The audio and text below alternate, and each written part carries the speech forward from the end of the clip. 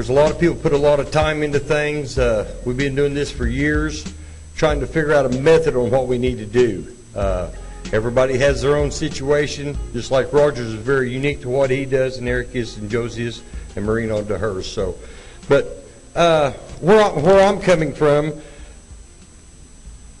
we have a livestock auction. It's the second largest auction in the United States that handles, we're right in that category. We have a 300,000 square foot facility with, it's under one roof, has 23 outside traps.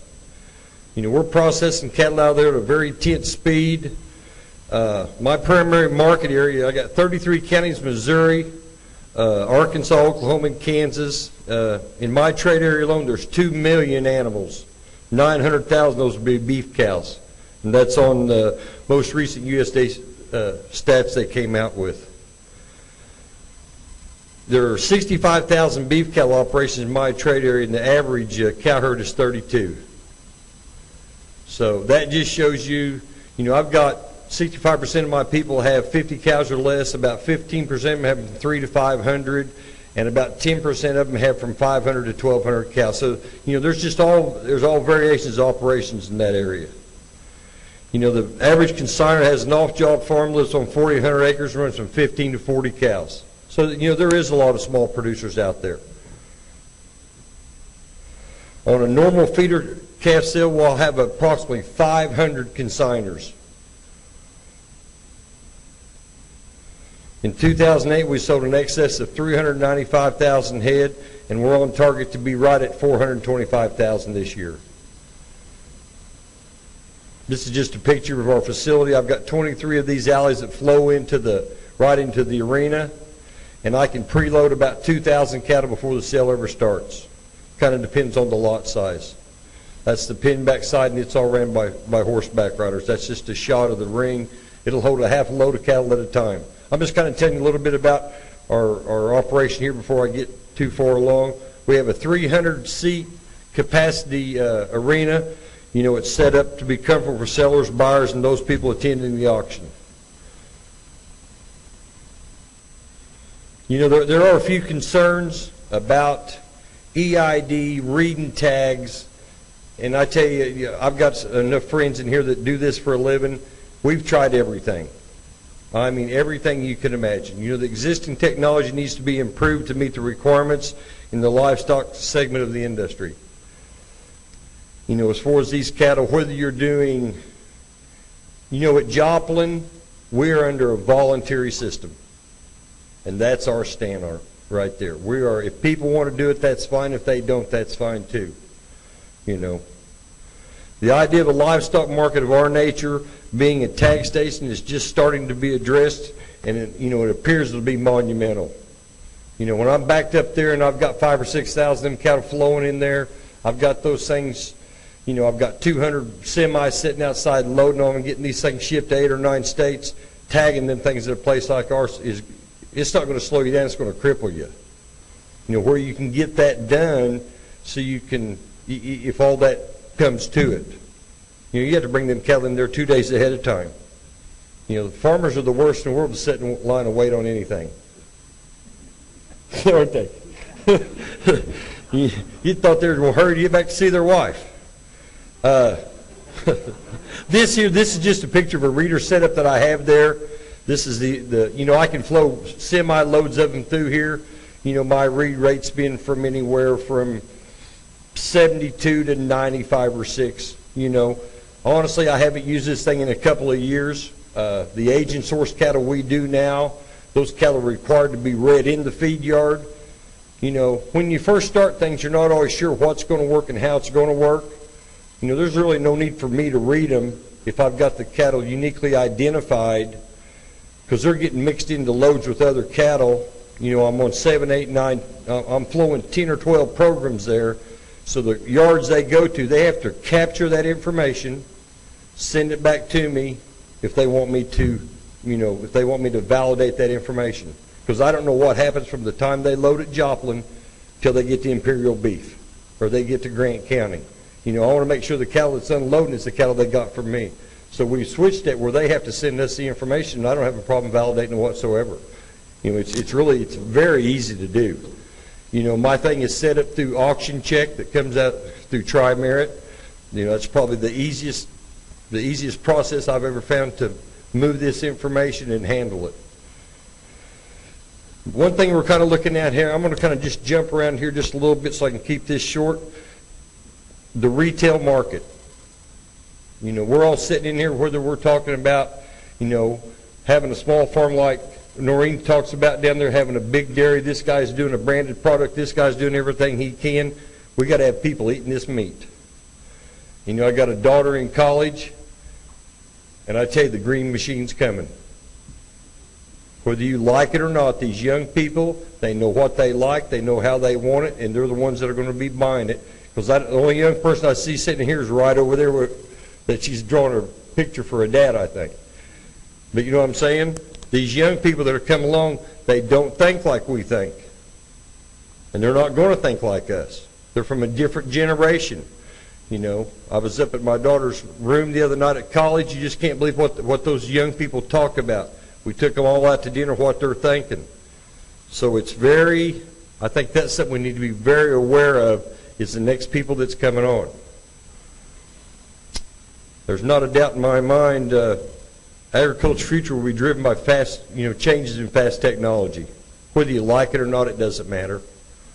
You know, I don't like everything Walmart does, but they're huge. I think there you go. Calves that are aged and sourced or process verified.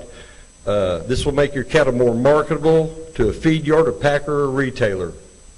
You know, there's just avenues out there that people are looking for this kind of stuff. You know, I'll probably sell 100, we'll sell close to 250,000 cattle this year. I'd say 100,000 of those will be through an age and process verified type situation. You know, it's not for everybody. And, I've got people that own 5 cows, or I got guys that own 1,200 that do it. That's all up to them on how they see fit to put it in their operation. Because I've got people out there that'll take those cattle on. They know they can get the $35 premium for them, and they might give a little bit of it back at our place, just like he talked on his. You'll get some of it back. Animal identification, it's not a problem. It's an opportunity. And whether you decide to take that and use it, that's totally up to the individual. There's people out here that are selling every bell and whistle you can need. You've got to see what fits in your operation, what you can cash flow, and what works best on your return on investment. The value that we've been able to create because of agent source and process verified has significantly been more than the cost to participate in it. As far as my program, once a person meets my criteria, has been through, it's not really an audit system, it's a questionnaire that if they answer and they pass, all they've got to do is buy a $3.50 tag from me. I don't require them to read them. I don't require them to do any of that. They just put it in. We handle that process through the thing that we have with Tri-Merit. So it's not really that hard. The extra work for verification can be done is open market of opportunities not available to cattle that are not age, sourced, and process verified. I'll sell thousands and thousands of cattle every Monday. Every calf has a value. Whether it's a 4-weight calf or a 9-weight yearling, they all have a different value. But if you have people that get these things, they want to do that amount of work, they have a good calving book, and they're interested in doing that, you can put some extra money in their pocket. While the economic incentives are not guaranteed, producers whose cattle have been age, sourced, and process verified have reported increased marketability, and they've avoided discounts. We're not looking for a premium. I'm just trying to avoid the other end. Just like this man here and this guy that has his own, has his own deal. They're trying to avoid the discounts is what they're trying to avoid. All the verification it's a means of providing claims about a product and also a method of exchanging that information with the ability to trace a product through the production distribution system to the end. Retailers are increasingly drawn to products because their customers are showing growing interest in products with some kind of verification and traceability. It's just like when you go buy a new car or a new truck. If the left front tire is going to fall off it when you get home, you just want to know it before you write the check for $35,000. You just want some verification of what you're getting. If I go in the Western store and buy a nice shirt and pay $40 to it and 3 buttons come off, I'm taking it right back to Randy. I want my money back. People are more, the margins are so tight in the feed yard now. They're wanting to know a little bit more about these cattle, about the health on them. They don't really care where they come from. They want to know what's been done to them. A little bit more predictability. Today the value lies in the cow-calf segment. If you miss the opportunity to capture data, which is just keeping records, you can't capture it later on. I was out about 5:30 this morning. My cows are calving really hard through my AI program. I've had 15 calves since Sunday.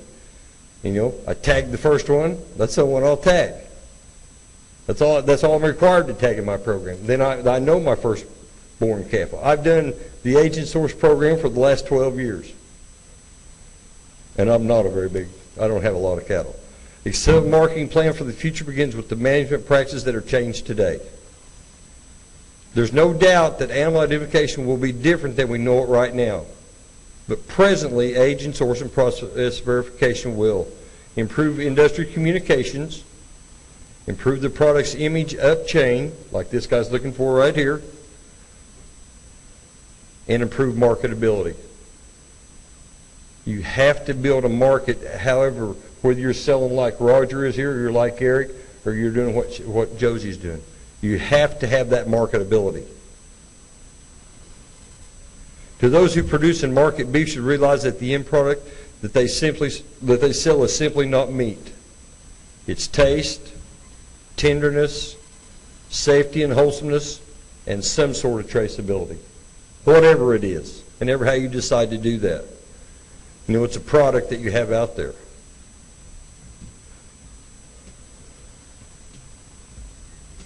Just remember, animal ID is not traceability. ID merely enables traceability, which makes source, age, and process verification possible. A couple of things to consider. If you don't measure it, have it identified, you cannot manage it. It's totally impossible. And he'll testify to this. It's not always the price per pound, it's the amount of the check. Think about that for a second. Your banker don't care that they bought $2 a pound. He knows how much money you brought to him.